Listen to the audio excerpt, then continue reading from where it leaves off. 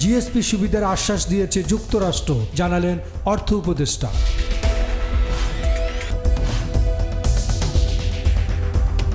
কর্মপরিবেশ উন্নত করার শর্ত দিয়ে 2013 সালের জুনে বাংলাদেশের জিএসপি সুবিধা বাতিল করে দেয় যুক্তরাষ্ট্র। দেশটির বাজারে অগ্রাধিকারমূলক বাজার সুবিধা বা জিএসপির উপর নিষেধাজ্ঞা আরোপের এতদিন পেরিয়ে গেলেও এখনও এই সুবিধা ফিরিয়ে আনতে পারেনি বাংলাদেশ।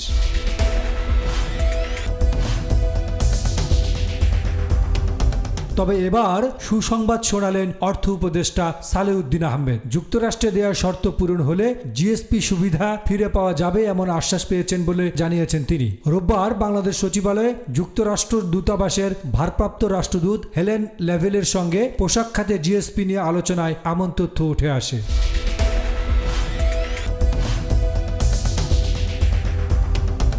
উপদেষ্টা বলেন, শ্রমিক অধিকার নিয়ে যুক্তরাষ্ট্রের কিছু পর্যবেক্ষণ ছিল, সেগুলি নিয়ে আলোচনা হয়েছে। এ বিষয়ে দ্রুত সমাধান হবে বলে যুক্তরাষ্ট্র দূতাবাসের ভারপ্রাপ্ত রাষ্ট্রদূত হেলেন লেভেলকে আশ্বস্ত করেছেন অর্থ উপদেষ্টা। বৈঠকে বিদ্যুৎ ও জলবায়ু নিয়েও আলোচনা হয় বলে জানান সালেউদ্দিন আহমেদ।